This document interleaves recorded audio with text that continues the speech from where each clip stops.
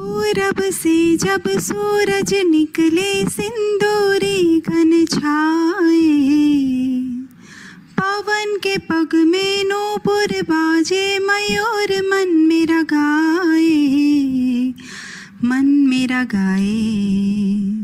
ओम नमः शिवाय, ओम नमः शिवाय, ओम नमः शिवाय, ओम नमः शिवाय, ओम नमः शिवाय, ओम नमः शिवाय।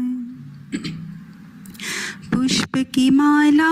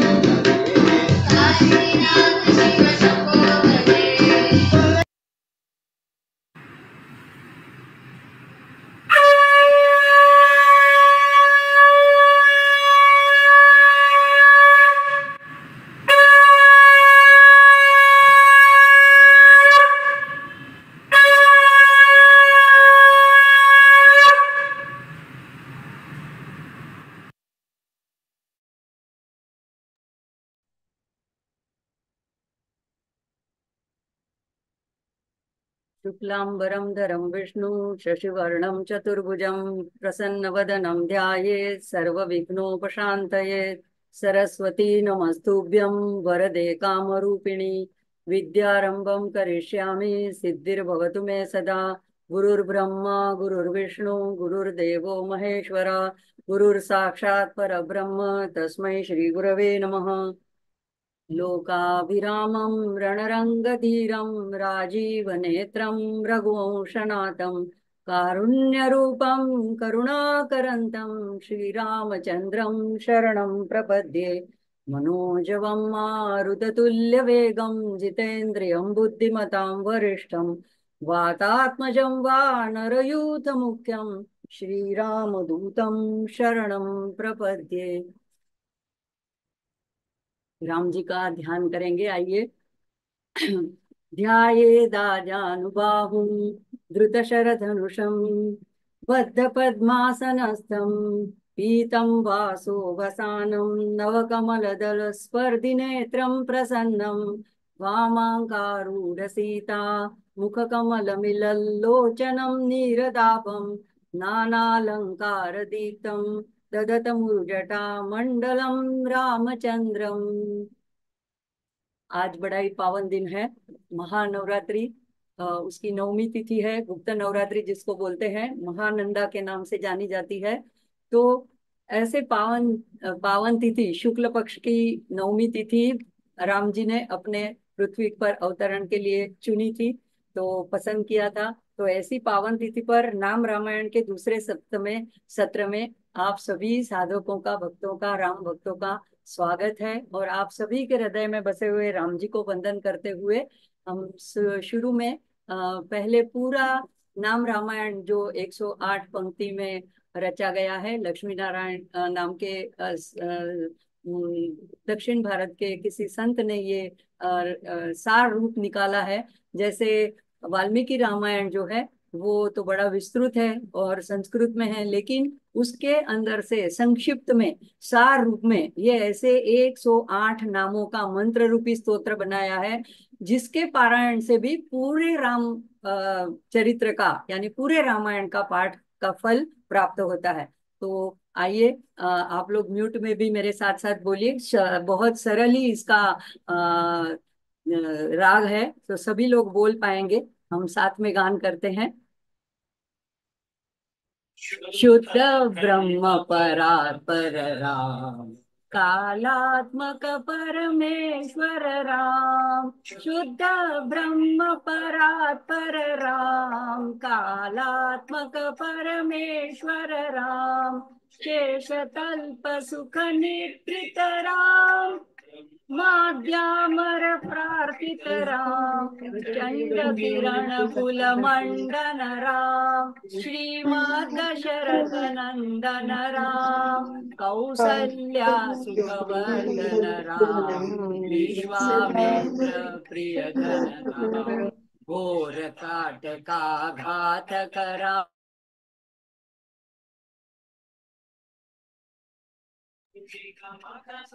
रक्षक राम धारक राम पर पूजित राम મૃદુલાબેન આગળ કરજો રામ જગન મોહક રામ વિદેહ માનસ રંજક રામ त्र्यंबक कार्मुक भंजक राम सीतार्पित वर मालिक राम कृत वैवाहिक कौतुक राम भार्गव दर्प विनाशक राम श्रीमद्योद्यापालक राम शुद्ध ब्रह्म परात्पर राम कालात्मक परमेश्वर राम शुद्ध ब्रह्म परात्पर राम कालात्मक परमेश्वर राम दंड घोषित राम वाचित राम नवचित राम सचित कानन राम विदुरभिषेक पद राम तत्कालिक निज मृदुपद राम भरद्वाजा मुख नंदक राम चित्रकूटाद्रिनिकेतन राम दशरथ संतत चिंतित राम कैकेयी तनयार्चित राम विरचित निज प्रीत कर्मुक राम भरतार्पित निज पादुक राम दंडक वन जन पावन राम दुष्ट विराध विनाशन राम शरभंग सुतीक्ष्णार्चित राम अगत्यानुग्रह वर्धित राम रुद्राधिप संसेवित राम पद्मवती तट सुस्थित राम विधायक राम क्षणमुख सूदक राम गीतार्थित गरीदारुग राम विकृदासुग राम सीतान्वेषक राम उपपदिदायक राम दल फलाशन राम मालदुदक राम पद्म सेवित निज पद राम बंधुत्रैवाभीष्टद राम दवित बालि संहारक राम नवृत्त संप्रेषक राम वीरकर लक्ष्मण संयुत राम वचनाश्वासित राम गद्गति प्रध्वंसक राम सीता प्राणाधारक राम दुष्ट दशानन दूषित राम शिष्ट हनुमत भूषित राम सीता वेदित ककवन राम कृत चूड़ामणि दर्शन राम कपिवर वचनाश्वासित राम ब्राह्मण निधन प्रस्थित राम वानर सैन्य समावृत राम शोषित शरीराशार्थित राम विभीषणाभयदायक राम नंदक राम कुंभकर्ण शिरछेदक राम राक्षस संग विमर्दक राम अहिमहि रावण चारण राम संवृत दशमुख रावण राम विभीषण मुख सुख संस्तुत राम तदीक्षित राम सीता दर्शन मोदित राम विभीषण नत राम पुष्पकयानारोहण राम भरद्वाजित विभीषण राम भरत प्राण प्रिय कर राम, साकेत पूरी भूषण राम, सकल स्वीय समानत राम, रत्नलसित पीठासित राम, पट्टाभिषेक कालंकृत राम, पार्थिव कुल सम्मानित राम, विभीषणार्पित रंजक राम, काश्यकुलानुग्रह कर राम, असल जीव संरक्षक राम, सबल शोकाधारक राम, ब्रह्म परात्पर राम, कालात्मक परमेश्वर राम, शुद्ध ब्रह्म परात्पर राम, कालात्मक परमेश्वर राम, विगण संस्तुत राम, कंठोद्भव राम, सीतालिंगन निवृत राम, नीति सुरक्षित जनपद राम, विभिन्नादित जनक राम, कालित लवणासुरवध राम, संस्तुत राम, तुंगवल नंदित राम, दीक्षित राम, काल्यागीरित सुरपद राम, मुदित राम, विधिमुख विबुधानंद कराम, तेजोमय निज रूप कराम, संस्कृति बंध विमोचक राम, धर्म स्थापन तत्पर राम, भक्ति परायण मुक्तिधराम, सर्व चराचर पालक राम, सर्वभवामय वारक राम, वैकुंठालय संस्थित राम, नित्यानंद पद स्थित राम, राम राम जय राजा राम, राम राम जय सीता राम, राम राम जय राजा राम, राम राम जय सीता राम, राम राम जय राजा राम, राम राम जय सीता राम, राम राम जय राजा राम, राम राम जय सीता राम।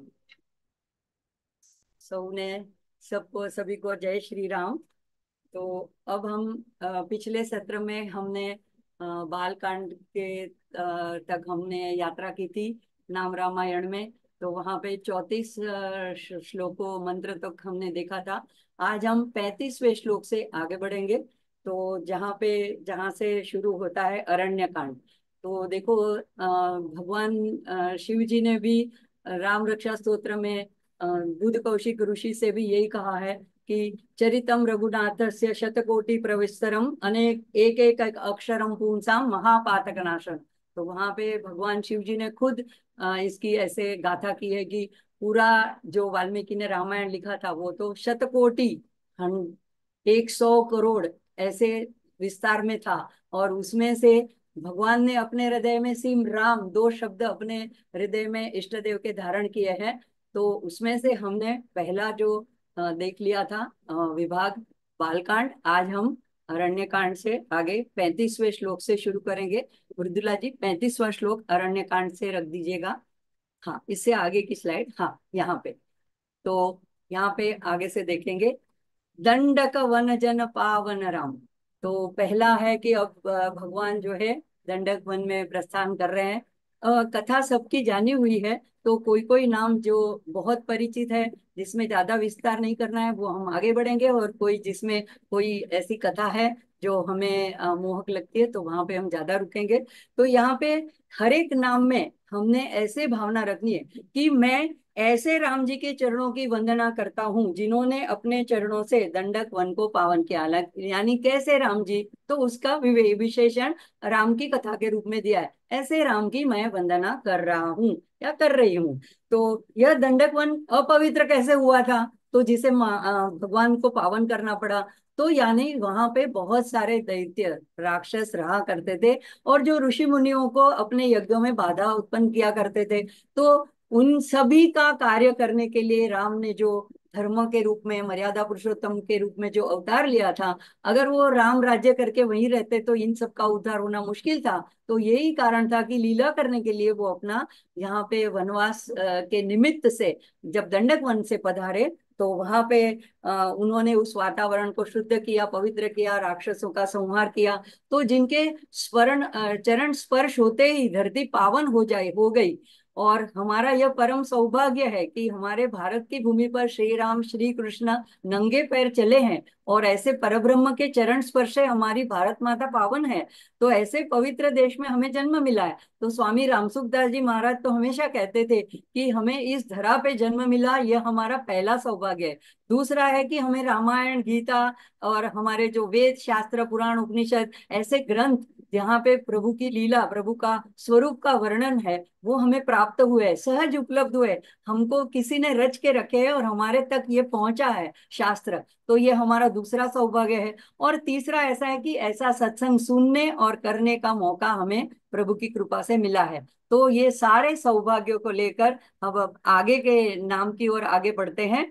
दुष्ट विराध विनाश नरम। तो ये आगे राम जी विराध जैसे दुष्ट राक्षसों का विनाश करते हैं, चलते हैं, ऐसे राम जी की शरण मैं लेता हूँ, उनकी मैं वंदना करता हूँ। तो विराध को जो है ब्राह्मण का वरदान था, ब्रह्मा का वरदान था कि किसी भी प्रकार का अस्त्र शस्त्र उसकी हत्या नहीं कर सकता था, उसका अंग भंग भी नहीं कर सकता था। तो ये अब उसको मारना बहुत ही मुश्किल था। तो राम और लक्ष्मण ने हर तरह से उसको घायल कर दिया।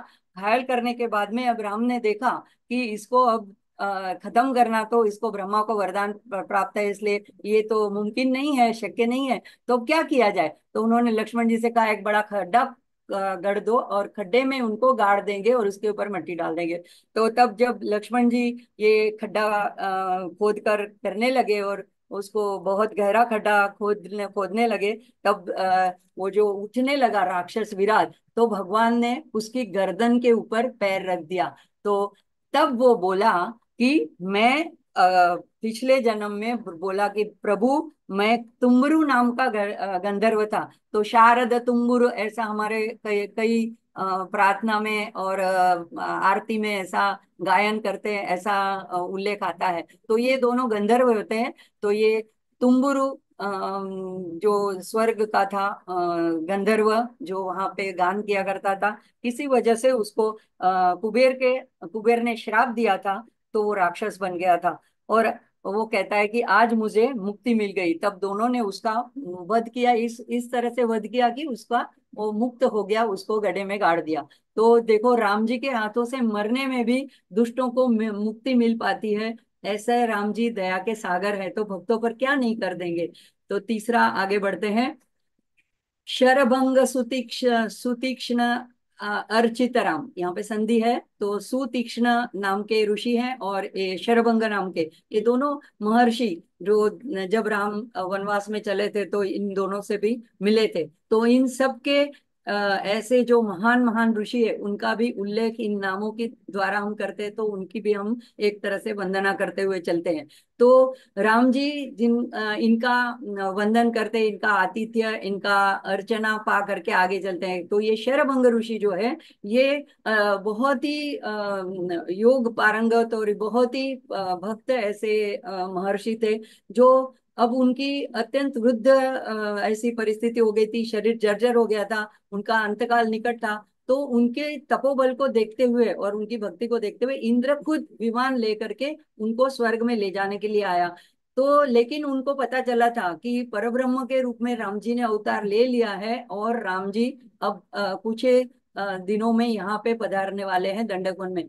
तो उसने इंद्र को मना कर दिया कि नहीं, मैं तुम्हारे साथ नहीं चल सकता। इंद्र को बड़ी आश्चर्य हुआ कि जब मैं खुद चलकर उन तुम्हें स्वर्ग में ले जाने के लिए आया हूँ तब तुम मना कर रहे हो। उन्होंने कहा नहीं, मैं एक अतिथि विशेष का इंतजार कर रहा हूँ, उनकी मुझे प्रतीक्षा है। तो मैं स्वयं जब मुझे ऐसा लगेगा तो मैं स्वयं चला आऊंगा, आप अभी चले जाइए। और उसके बाद में कुछ दिनों के बाद राम जी, सीता जी और लक्ष्मण जी जब वहां पे पधारे, तो राम जी ने तो बड़े नम्र विनम्र थे, उन्होंने उनके चरण स्पर्श किए। शरभंग जी वह अत्यंत प्रसन्न हुए और उन्होंने कहा कि मैं बहुत दिनों से आपकी प्रतीक्षा कर रहा था, और आप अभी आगे चल करके सुतीक्ष्ण के आश्रम में जाइएगा।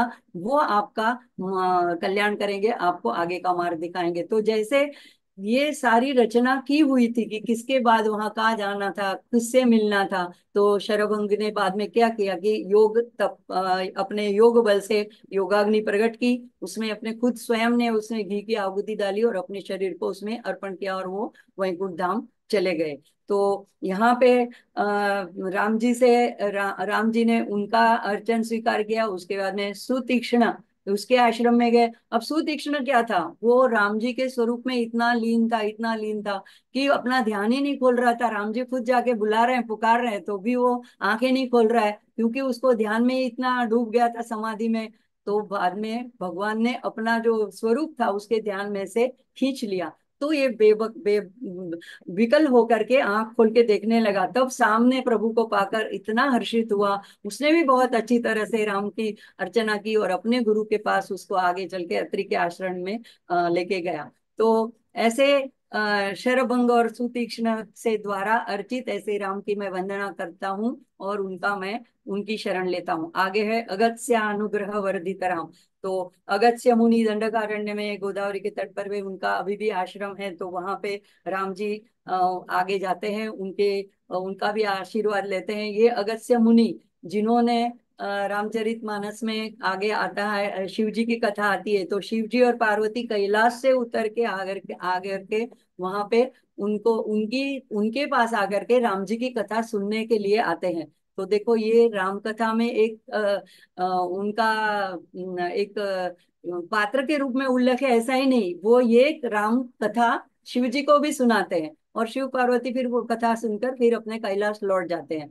तो ऐसे अगस्त्य ऋषि जिन्होंने दक्षिण में जाने के बाद विंध्याचल पर्वत को ऐसे बोल दिया था कि तुम वो उसके वंदना के लिए झुका था, लेकिन उसकी वजह से हमारे देश का उत्तर और दक्षिण ऐसे दो विभाग भी विंध्याचल की वजह से हो रहा था, और वो इतना मतलब मगरूर था विंध्याचल पर्वत की, वो दिन दिन बढ़ता जा रहा था। तो सूर्य कहीं ऐसा लगता था कि वो अब सूर्य को भी ढक ना दे। तो जब वो उस अगस्त्य ऋषि को तो अपना गुरु मानता था, तो जब उसने वंदन करने के लिए झुका, तो अगस्त्य ऋषि ने कहा ऐसे ही खड़े रहो जब तक मैं वापस न लौटूं, और वो दक्षिण की यात्रा पे चले गए थे। लेकिन फिर वहां से वो कभी लौट कर नहीं आए, तो दक्षिण में वहां पे उन्होंने फिर बहुत माँ की आराधना की, हयग्रीव ऋषि के रूप में। हयग्रीव जो विष्णु के अवतार थे, वो ऋषि के रूप में प्रकट हुए, और उन्होंने उनको ललिता सहस्त्र नाम की, ललिता त्रिशती की यह दीक्षा दी। तो ऐसे अगस्त्य मुनि, उन्होंने उन राम जी के ऊपर अनुग्रह किया, और उनका अनुग्रह पा करके राम आगे चले। तो अगस्त्य अनुग्रह वर्धित राम, उससे वो और वर्धित हुए और पूर्ण संपूर्ण हुए। और आगे चलेंगे। अ, मृदुला जी आगे की स्लाइड कर दीजिए।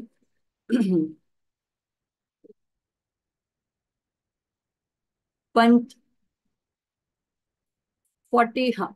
हाँ, गुरु, हाँ आगे आएगा अभी। गृध अधिप संसेवित, गृधाधिप संसेवितराम।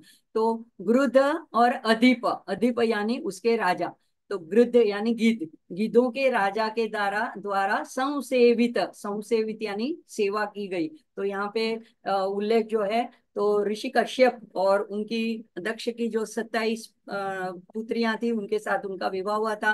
तो एक एक से सारी हमारे पृथ्वी पर की प्रजातियां जातियां हैं, मनुष्य, नाग, किन्नर, गंधर्व, देवता, दानव, सारे उसी में से उत्पन्न हुए। तो उनकी जो एक पत्नी थी विनीता, उसके पुत्र, दो पुत्र हुए।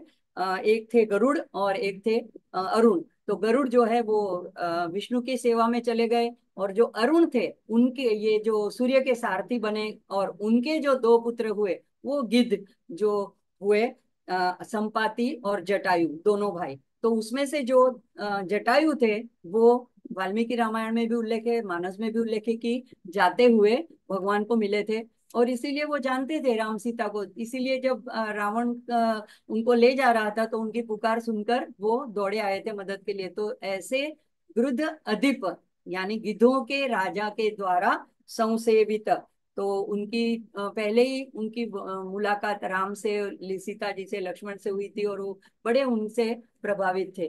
तो ऐसे राम, उनकी मैं वंदना करता हूँ, उनकी मैं शरण में हूँ। फिर आता है आगे पंचवटी तटसु स्थित राम। तो आगे चल के पंचवटी के प्रदेश में, जहाँ पे नासिक के पास है, तो 5 वट वट वृक्षों से बना हुआ है, और वहां पे काला राम का मंदिर भी बहुत प्रख्यात है, जो राम जी का याद में उनके वहां पे काली पत्थर की मूर्ति से बना हुआ है। राम लक्ष्मण सीता जी की मूर्तियां हैं। और अभी जो रामलला की प्राण प्रतिष्ठा हुई, तब हमारे माननीय हमारे बड़ा प्रधान ने वहां पे जाकर के अपने 11 दिन के तप के दौरान जहां जहां राम ठहरे थे, तो इस कालाराम में भी जाकर के उन्होंने अनुष्ठान किया था। वहां पे भी उन्होंने उनका आशीर्वाद मांगा था। तो ये पंचवटी में सुस्थित राम, तो वहां पे भी अभी भी वो सुस्थित वहां पे है। तो ऐसे पंचवटी तट सुस्थित राज, और अपनी वनवास के दौरान वहां पे बहुत दिनों तक रुके थे। फिर सुपर्णखा सुपर्णखारती विधायक राम, सुपर्णखा आरती विधायक। सुपर्णखा स्टोरी सबको पता है। तो रावण की बहन थी, और सौतेली बहन थी, और वो किसी अपने गलत इरादे से सुंदरी का, मोहिनी का रूप लेकर के वहां पे आती है, और राम को प्रस्ताव रखती है, फिर लक्ष्मण को रखती है, लेकिन उसका इरादा गलत था। तो इसी वजह से आरती यानी उसको पीड़ा देने का विधायक यानी विधान किया, यानी आदेश दिया। प्रभु ने लक्ष्मण को आदेश दिया। तो हम सब जानते हैं कथा की, उसके नाक कान काट दिए थे, और जो वो अ, रावण के पास ये अपनी फरियाद लेकर के चली गई थी। ये सारा लीला का ही एक भाग था।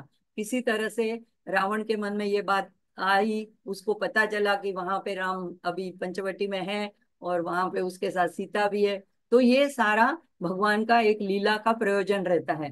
तो यहाँ पे आगे आता है खर दूषण मुख सूदक राम। खर और दूषण ये दोनों भी राक्षस थे, वहां पे सभी ऋषि मुनियों को बहुत ही पीड़ा देते थे। तो उनका भी संहार राम ने किया। तो आगे चलते हैं, अ, आगे की स्लाइड देखते हैं मृदुला जी।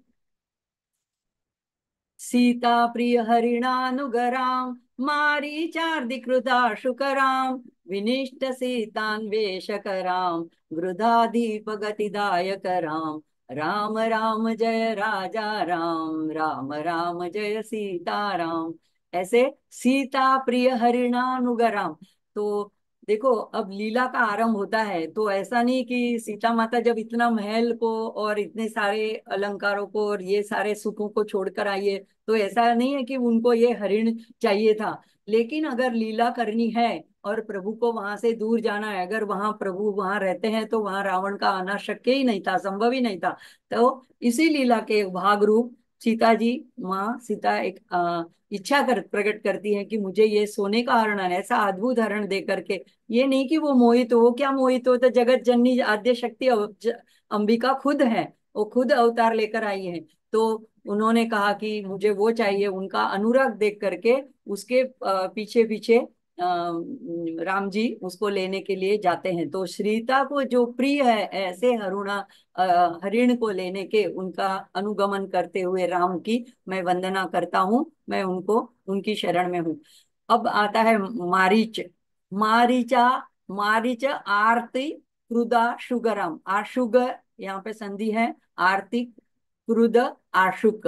आशुक, आशुग यानी बाण, तो जिसको क्षर भी बोलते हैं, तो ऐसा तीर भी बोलते हैं, इक्षु बोलते हैं, तो ईशु बोलते हैं। तो ये मारिच को ऐसा आरती, पीड़ा देने वाला ऐसा बाण जिसने मारा, ऐसे राम की मैं वंदना करता हूँ, मैं ऐसे राम की शरण में हूँ। अब ये मारिच जो था, उस रावण का सगा था। रावण उसके, वो रावण का मामा लगता था। उसने जब भगवान ने ताड़का का वध किया, उसके बाद में बाण से उसको 100 योजन दूर फेंक दिया था, बाढ़ मार के। तो तभी मारा नहीं था, हमने पिछले सत्र में देखा। अगर उसको मार देते तो ये वाली लीला आगे चलने वाली नहीं थी। उनका वापस आना तय था, उसने ऐसा रूप लेना तय था, तभी उसको जिंदा छोड़ दिया था।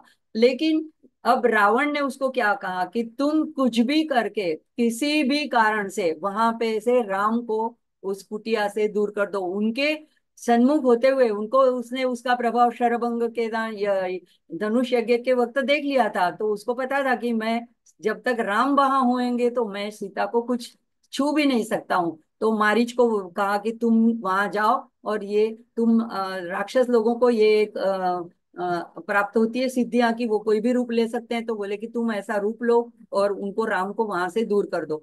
तो मारीच बोला कि मैं ऐसा नहीं कर सकता, पहली बार मैं उनका मार सह चुका हूं। लेकिन उन रावण ने कहा अगर तुम नहीं करोगे तो मैं तुम्हें मार दूंगा। तब मारीच ने ऐसे सोचा कि रावण के हाथों मरना उससे अच्छा है कि राम के हाथों से मरूं तो मेरा उद्धार हो जाए। यही सोच के वो कबूल हो गया और वो यहाँ पे ये ऐसा सोने का अमृत बन करके छल करने के लिए आ गया। तो ऐसे मारीच को आरती, उसको पीड़ा देने वाला बाण छोड़ने वाले राम। विनष्ट सीतान्वेष कराम। विनष्ट, विनष्ट यानी जो नष्ट हो चुकी है ऐसी नहीं, जो आंखों से ओझल हो गई है, यानी अभी अदृश्य हो गई, अभी दिख नहीं रही है, अब नष्ट नहीं हुई, विलुप्त हो गई है। तो ऐसी, जैसे हम सरस्वती नदी को कहते हैं कि कहीं जाकर के ऐसे जमीन में समा जाती है, विलुप्त हो जाती है, इसका मतलब ही नहीं कि नष्ट हो गई है, वहां पे से वो गुप्त हो गई है। तो ऐसी जो सीता जो जहाँ पे जब आए तो और मारीच को मार करके राम, तो वहां पे वो कुटिया में, पर्णकुटी में नहीं दिखे। तो उनके लिए अन्वेषक, उनको उनकी शोध में गंभीरता से लगे हुए, उनकी शोध करने वाले ऐसे राम की मैं वंदना करता हूँ, मैं उनकी शरण में हूँ। फिर गृधा धी अधिप, पहले जैसे देखा ऐसे ही संधि है। गतिदायक राम, गृधादीप गतिदायक राम। तो गृध यानी गिद्ध और उसके अधिप यानी जटायु, जैसे हमने पहले देखा, उसको गतिदायक, गतिदायक यानी अभी कौन सी गति दी उसको। तो देखो जटायु, उस क्या उसको पता नहीं था कि इतना शक्तिशाली सर्वसमर्थ रावण जिसके पास सारे इतने अस्त्र शस्त्र है, और जटायु के पास क्या शस्त्र था, कुछ भी नहीं था। फिर भी जब माँ की बचाओ बचाओ पुकार आर्तनाद सुना, तो उसने अपना फर्ज समझ करके उसने अपना विरोध किया, अत्याचार के विरुद्ध, अन्याय के विरुद्ध, और वो लड़ने के लिए जब तक उससे जो भी बन पड़ा उसने अपनी चोंच से, अपने पंखों से जितना भी उसको रोकना चाहा, आखिर में उसका चलने वाला नहीं था, रावण ने उसके दोनों पंखों को काट दिया और वो भूमि पर लहूलुहान होके गिर पड़ा। लेकिन ये हमको क्या कथा बोध देती है कि अगर हमें हमें पूर्ण शक्ति ना भी हो तो भी जितना हो सके, जिस तरह से हो सके, अन्याय का, अत्याचार का हमें सामना करना चाहिए, विरोध करना चाहिए। नहीं तो हम महाभारत में देखते हैं कि भीष्म पितामह कर सकते थे, लेकिन फिर भी उन्होंने अपनी कुल वधू का ऐसा अपमान होते हुए बंद आंखों से मुक्त रह करके उन्होंने ये देखा, तो ये पाप उनको लगा और आखिर में उनको शरशैया पे शयन करना पड़ा। वो भगवान से पूछते भी है, मैं पूर्ण ब्रह्मचारी रहा, मैंने हमेशा सत्य धर्म का पालन किया, फिर मुझे ऐसा क्यों सहना पड़ा। तब भगवान को भगवान ने याद दिलाया। तो ये एक छोटा पंछी जिसकी कोई इतनी क्षमता भी नहीं है, वो हमें याद दिलाता है कि हमें अन्याय का, अत्याचार का विरोध करना चाहिए, हमें उसका साथ नहीं देना चाहिए, मौन नहीं रहना चाहिए। अभी आगे आता है, शबरी दत्त फलाशन राम, कबंध बाहुच्छेद कराम, राम राम जय राजा राम, राम राम जय सीता राम। तो कबरी, शबरी दत्त, फल को आसन प्राशन करने वाले राम। तो ये भी कथा सभी को परिचित है। शबरी जो मतंग मुनि की शिष्या थी, जो बचपन में उसकी शादी के वो भिलनी थी और उसकी शादी में बहुत सारे पशुओं की बलि देने जाने वाले थे उसके पिता। यह बात से उसको बहुत ही करुणा से भर गई और ये उसको अच्छा नहीं लगा। तो वो वहां से भाग निकली और शबरी मतंग मुनि के आश्रम में जाके उन्होंने आश्रय लिया।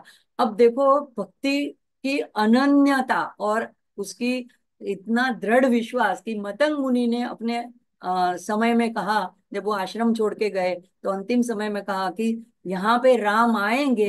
ये एक शब्द, अच्छा ये भी तो नहीं कहा था कि कब आएंगे। देखो हमने भी तो, हमारी भारत भूमि ने और हमारे सारे जनता ने भी ऐसे शबरी की तरह 500 500 550 वर्ष तक इंतजार किया और बाद में राम आएंगे आएंगे, तो राम आए। और कई हमने खून की नदियां नहीं बहाई है और शांतिपूर्ण रीति से, जैसे शबरी ने श्रद्धा रखी थी, जैसे उन्होंने विश्वास रखा था, जैसे धैर्य रखा था, ऐसे ही हमने भी धैर्य रखा तो राम लल्ला हमारे बीच पधारे। तो ऐसे शबरी हमको यही देती है कि जब उसके पास क्या था, कुछ भी नहीं था, भगवान के चरणों की पखारने के लिए भी उसके पास कुछ नहीं था, तो गिड़गिड़ा के रोते हुए उनके चरणों में गिर पड़ी, अपनी आंसू की धारा से उन्होंने अब भगवान के चरणों को पखारा। तो ये शबरी जो है, ये हमको सिखाती है कि भक्ति में कैसे हमें रत रहना चाहिए। ये नहीं कि अभी नवरात्रि आई है या कुछ बड़ा दिन आया तो हम बहुत सारा उत्साह से करते हैं और बाकी के दिनों में कुछ नहीं, ऐसे नहीं। वही उत्साह, वही उत्कंठा, वही प्रेम, वही प्रतीक्षा जीवन के अंतिम तक उसने बरकरार रखी। ऐसे ही रखी एक निष्ठ होकर के, एक गुरु के वचन में कि राम आएंगे, तो रोज कंकर कंकड़ पत्थर कांटे चुनती रही, रास्ता साफ करती रही, आश्रम को साफ करती रही।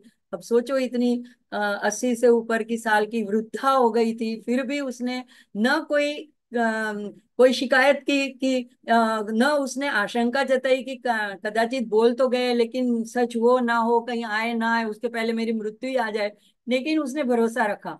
तो हमको ये शबरी भी रामायण के एक एक पात्र जिसकी यहाँ पे उल्लेख किया है, जिस ऋषि मुनियों का उल्लेख किया गया है, जिन पशु पंखियों का उल्लेख किया गया है, ऐसी सभी लोगों से हमने कुछ ना कुछ सीख मिलती है। तो ऐसे उसने कभी ऐसे नहीं कहा कि इतनी देर से क्यों आए, मैं तो कितने सालों से तुम्हारी राह देख रही थी। हम तो कभी ऐसे कोई मेहमान भी आने वाले और जरा ऐसे वैसे हो जाए देर तो कितना ग्रम्बलिंग करने लगते हैं। तो ये शबरी हमको बहुत अच्छा उदाहरण प्रस्तुत करती हैं। कबंध बाहुच्छेद कराम। अब ये कबंध जो है ये दनु का पुत्र था, दनु एक राक्षस था। तो तो इसमें वो बहुत ही सुंदर और पराक्रमी था, पर राक्षसों को बहुत सारी सिद्धियां होती है, तो वो विचित्र भीषण ऐसी भयानक आकृति भी बना सकता था। तो ऐसी बना बना करके वो ऋषि मुनियों को डराया करता था। तब एक ऋषि स्थूल शिरा, उन्होंने उसे श्राप दिया और वो कुरूप हो गया। और उसने उसके बाद उसको ऐसे कहा भी जाता है कि इंद्र का वज्र भी उसके सिर के ऊपर पड़ा, तो उसका जो सर था वो धड़ के अंदर धंस गया। तो कबंध यानी सिर्फ धड़ रह गया, इसलिए कबंध बच गया, इसलिए उसको कबंध कहते हैं। तो उसकी आंखें जो थी वो भी उसके पेट के अंदर से दिखाई दे रही थी, और दो बाहु दिखाई दे रहे थे। तो ऐसा बहुत ही कुरूप और विचित्र ऐसा कबंध जो राक्षस था, वो वहां पे जो भी वहां से गुजरता था उसको पकड़ के वो खा लेता था या मार डालता था। तो जब राम लक्ष्मण सीता की शोध करते करते वहां से गुजर रहे थे, तो उसने अपने दोनों बाहुओं से दोनों भाइयों को पकड़ लिया। अब वो तो प्रभु थे, उन्होंने ये भी एक लीला का ही भाग था। तो उन्होंने दोनों ने भाइयों ने उसके दोनों बाहुओं को छेद डाला, छेदन कर दिया, काट डाला।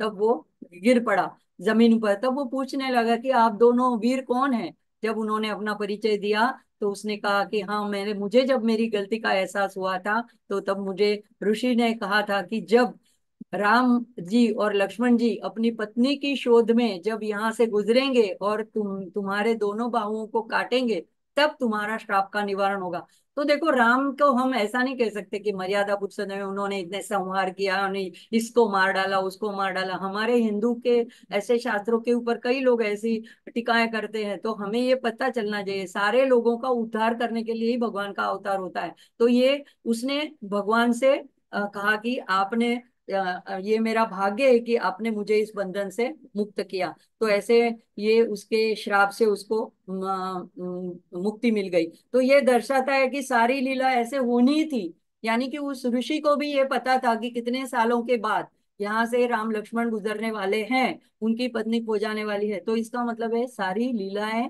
भगवान की ऐसी चलती रहती है। और आर्त दृष्टा ऋषि जो होते हैं उनको ये पता चलता है, उनको पता होता है कि ऐसा होने वाला है। तो यहाँ पर ये जो है अरण्य कांड खत्म होता है, समाप्त होता है। अब आगे हम देखते हैं किष्किंधा कांड। किश किश बोलते हैं संस्कृत में वानर को, बंदरों को। और किष्किंधा यानी वहां के जहाँ पे बंदरों का राज है उसको बोलते हैं, उस नगरी को बोलते हैं किष्किंधा। तो ये साउथ में भी हम्पी की जगह पास पास पड़ता है किष्किंधा।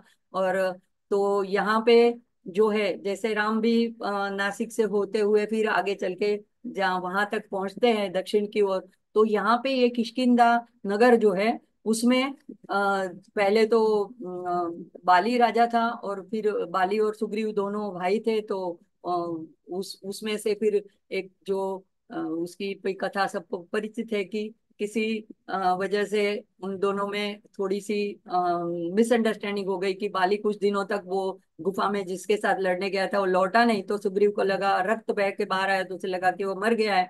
तो फिर वो राजा बन के वहां पे राज्य करता था।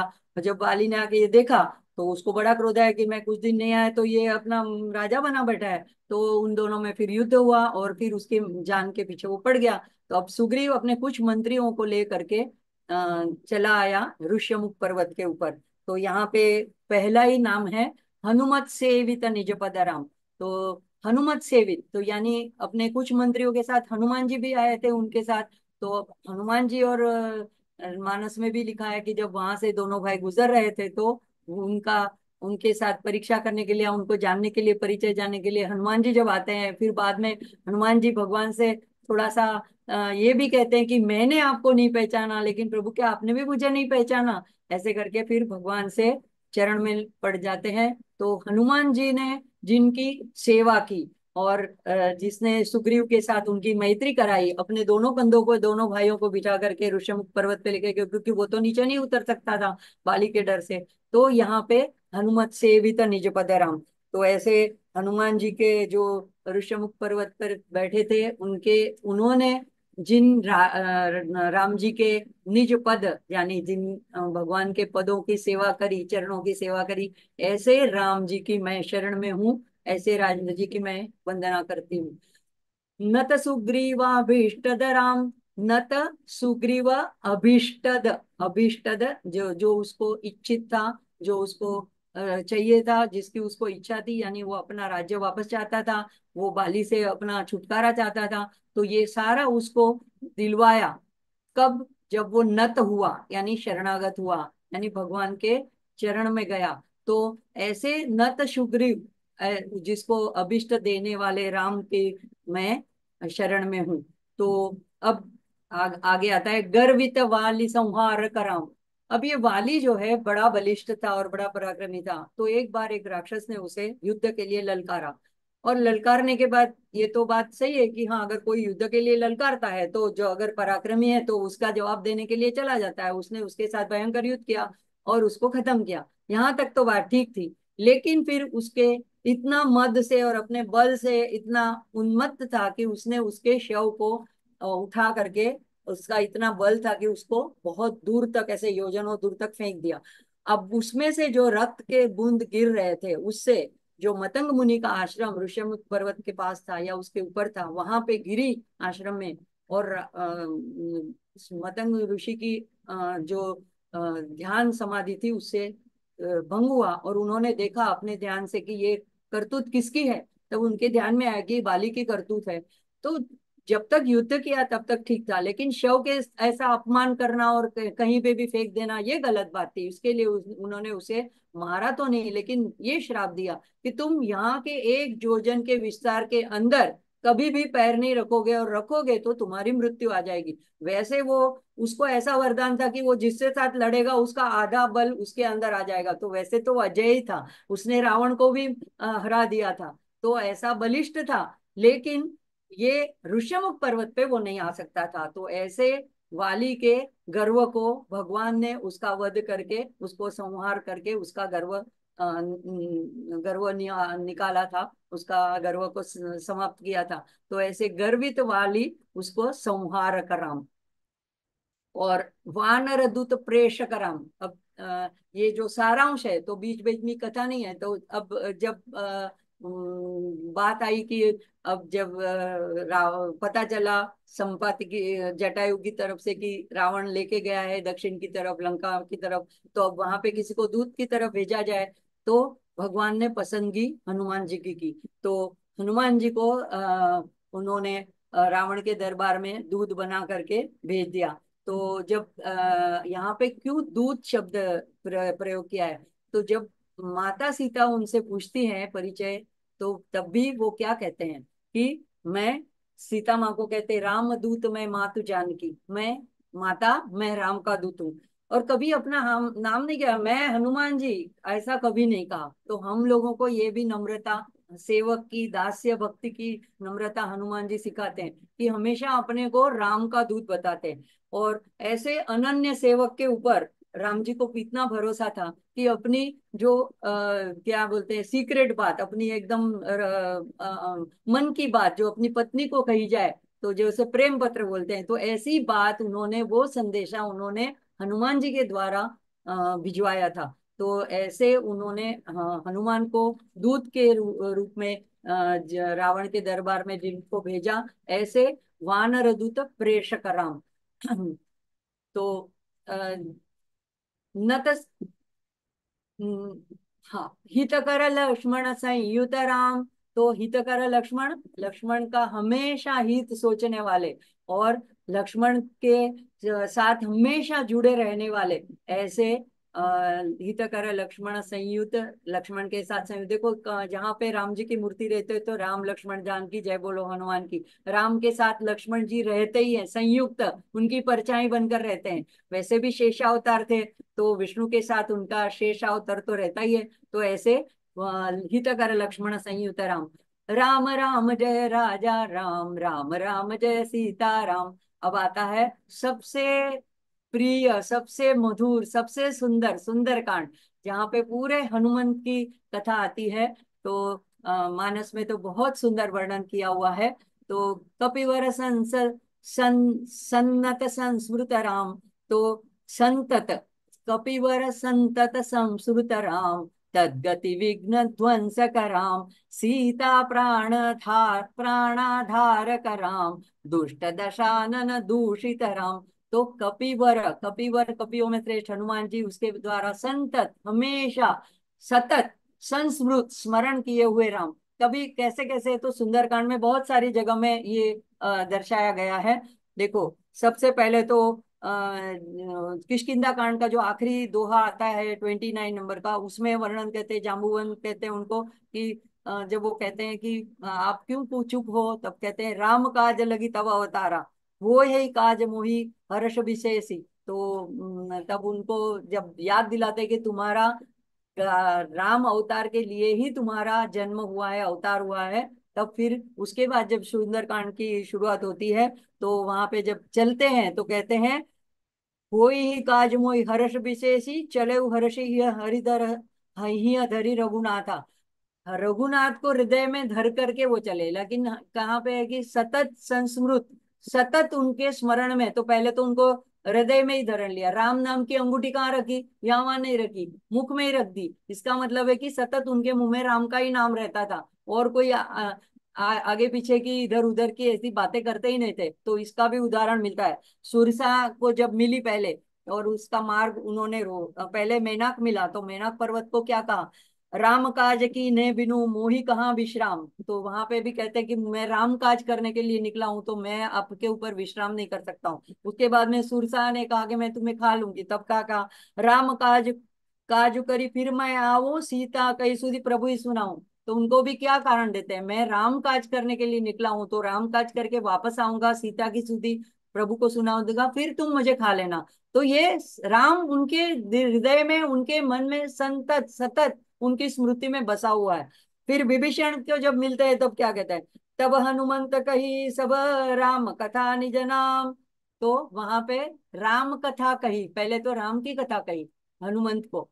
तो अभी फिर बाद में क्या आता है, यही विधि कहत राम गुण ग्रामा, पावा अनिर्वाच विश्रामा। तो राम के गुण कहते कहते अनिर्वाच विश्राम पा गए, यानी दोनों को ऐसा इतना शांति प्राप्त हुई। फिर जब सीता माँ को मिले तो क्या कहा, सीता माँ के लिए भी जब वृक्ष के ऊपर से गए, जब उनको बड़ी दुखित अवस्था में देखा, और जब रावण उनको धमका कर डरा के चला गया, तो उसके क्या, रामचंद्र गुण भरने लागा, सुनत ही सीता कर दुख भागा।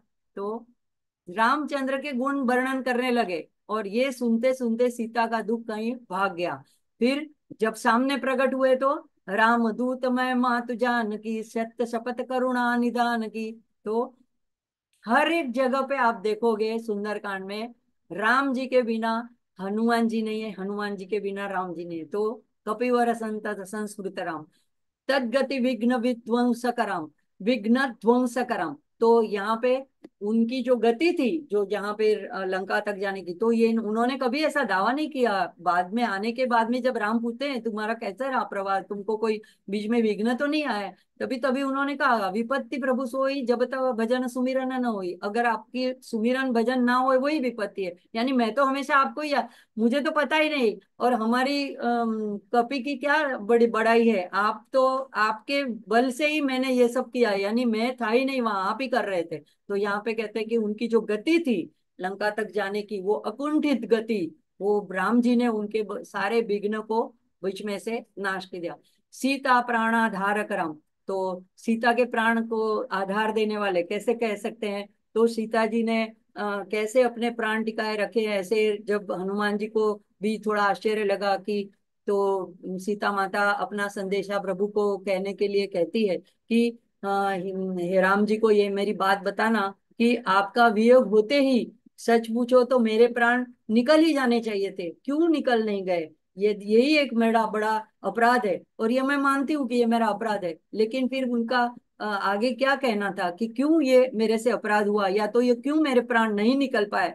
तो ये कहते हैं, सीता माता कहती है कि प्रभु हे नाथ, यह तो मेरे नेत्रों का अपराध है, क्योंकि नेत्र जो उनका दर्शन पाना चाहते थे, इसलिए वो क्या करते थे। कहते हैं कि शरीर तो विरह अग्नि में जल रहा था, और शरीर जो था, विरह की अग्नि इतनी तेज थी, मेरा कोमल शरीर तो रुई जैसा था तुरंत, और मेरे श्वास प्रश्वास ये पवन की तरह है। तो पवन और अग्नि का संयोग होते ही शरीर को तो तुरंत भस्म हो जाना चाहिए था। लेकिन मेरी आंखें जो है, ये अपने स्वार्थ के लिए, उनको प्रभु के दर्शन की आस है, इसलिए आंसू बरसा रही है।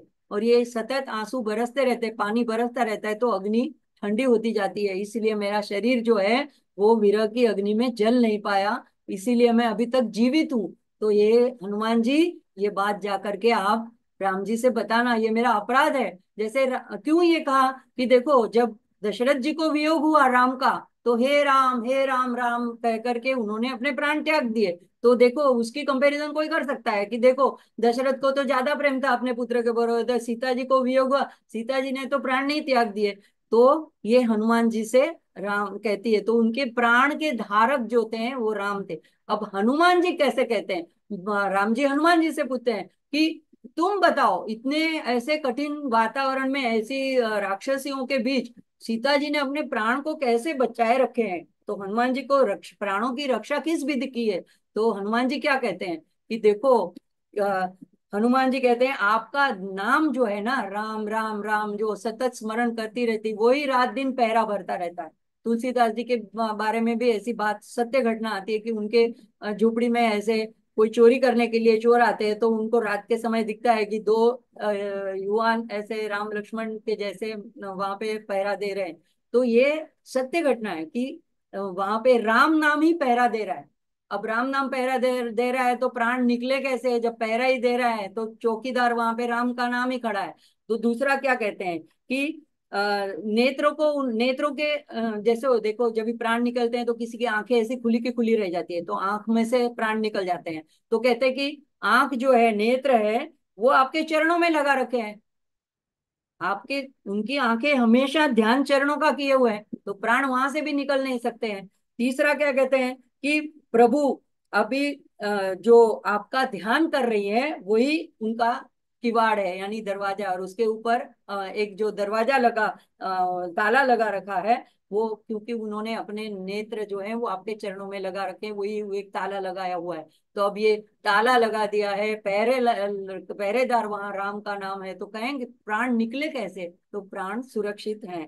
तो ऐसे सीता के प्राण धारक राम है, मैं उन्हीं की शरण में हूँ, उन्हीं की वंदना करती हूँ। दुष्ट दशानन दूषित राम, और उसके बाद में का एक नाम है शिष्ट हनुप्रद हनुमत भूषित राम। तो ये दोनों नाम जो एक दूसरे के पूरक है। जैसे कैसे हैं कि कैसे है ये राम, तो दुष्ट लोगों के लिए अपने उनको अपने स्थान से भ्रष्ट कर देते हैं, दूषित कर देते हैं, कलंकित कर देते हैं। जैसे रावण को किया, तो यहाँ पे दुष्ट दशानन दूषित राम, तो उनको दूषित कर दिया। और आगे देखेंगे मृदुला जी। आगे है शिष्ट हनुमत भूषित राम। तो दुष्ट के ऑपोजिट शिष्ट, जो लोग ऐसे हैं शिष्ट हैं यानी बुद्धिमान है, भक्त हैं, और जो राम जी के चरण के अनुरागी हैं, तो उनके लिए राम जी उनको प्रतिष्ठित बना देते हैं, भूषण बना देते हैं, उनको अलंकृत कर देते हैं, उनकी स्तुति करते हैं। जैसे कि हनुमान जी को उन्होंने भूषित कर दिया। हनुमान जी तो यहाँ तक कह दिया कि मैं तुम्हारे ऋण से ऋण ही नहीं हो सकता, मैं तुम्हारा ऋण उतार ही नहीं सकता हूँ। तो ऐसे शिष्ट हनुमत भूषित राम। सीता वेदित काकावन राम, ये बहुत अनोखा नाम है। सीता वेदित काकावन राम। तो यहाँ पे कहते हैं सीता ने ये बात काकावन यानी कि कौवे की जो वन में घटना हुई थी वो वेदित यानी बताई हनुमान जी को कि ये जाकर के आप राम को बताना, इसका उल्लेख किया। तो अब ये क्या घटना थी? तो ये बात ऐसी आती है कि चित्रकूट में राम जी बहुत साल रुके थे, और वहां पे मंदाकिनी के तट पर एक विशाल शिला पे बैठे थे। उस वक्त वहां पे पंचवटी में वसंत ऋतु चल रही थी, बहुत अच्छा वातावरण था। अभी आगे वसंत ऋतु आने वाली है, तो सारे पुष्प और ऐसे खिले हुए थे। तो राम और सीता जी बड़ी प्रसन्न बैठी थी, तो राम जी को उनको कुछ देना चाहा, तो उन्होंने अच्छे अच्छे सुगंधित पुष्प अपने हाथों से उतारे और उनकी माला बनाई राम जी ने। देखो ये भी बताता है प्रसन्न दाम्पत्य कैसा होना चाहिए। इसमें कोई ऐसा गलत श्रृंगारिक वर्णन नहीं है, लेकिन ऐसा अलौकिक दिव्य वर्णन है कि प्रभु राम जी ने खुद अपने हाथ से माला बना करके सीता जी को पहनानी, उनको ऐसे पुष्पों के अलंकार से श्रृंगार किया।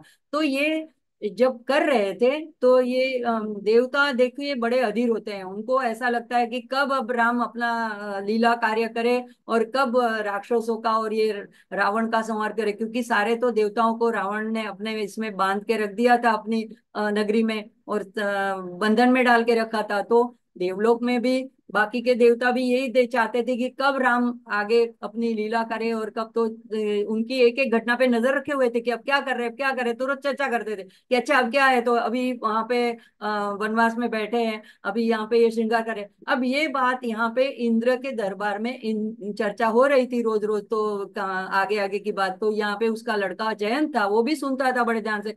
तो उसको थोड़ा गर्व था। कैसे गर्व था? तो जब समुद्र मंथन हुआ तो जो अमृत निकला था वो कलश लेकर के देवताओं ने जयंत को दिया कि इसको तुम रक्षा करना, असुरों के हाथ में न पड़ जाओ। जयंत की बहुत तेज गति थी, तो वो ले करके भाग निकला। तो ये उस वक्त से उसे ऐसे गर्व हो गया था कि मेरी गति पवन से भी ज्यादा है। तो उसको इस अभिमान से थोड़ा फूला नहीं समाता था उसमें। बात ये उसने सुनी, तो उसको उसको ये बहुत अजीब लगा कि विष्णु भगवान ने अवतार लेखा है वो, और ये राम जी के रूप में वो सामान्य मनुष्य के जैसे कष्ट ले रहे हैं और ऐसे श्रृंगार कर रहे हैं। तो उसको कुछ जचा नहीं, तो बोला कि मुझे परीक्षा लेनी चाहिए। तो ये जयंत कौवे का रूप लेके आया। अब कौवा क्यों बना? देखो कोई और पक्षी बनता है तो लोग उसको हटा देते हैं, चलो मार के भगा देते हैं, लेकिन कौवे को आमतर हम गृहस्थ लोग अंदर आने देते हैं, रोटी खिलाते हैं, उसका बोलना भी शुभ मानते हैं कि चलो कोई मेहमान आ रहे हैं, कोई अच्छा संदेश सुना रहा है। तो कौवा बन के वो आया, इसलिए उसने रूप बदल के, और जहां पे ये राम जी और सीता जी बैठे थे प्रसन्न मुद्रा में और एक दूसरे को निहार रहे थे, तो झाड़ पेड़ के ऊपर बैठ गया। और जैसे उसने मौका पाया तो उसने इतनी तीव्रता से आ करके सीता मैया के राइट पैर के दाहिने पैर के अंगूठे के ऊपर घाव मार दिया, चोंच मार दी, और फिर उड़ के भाग निकला। ये देखने के लिए देखे अब क्या करते हैं, अगर ये ब्रह्म है तो ये क्या करते हैं, या ये सिर्फ सामान्य मनुष्य ही है, ये परीक्षा लेने के लिए आया था।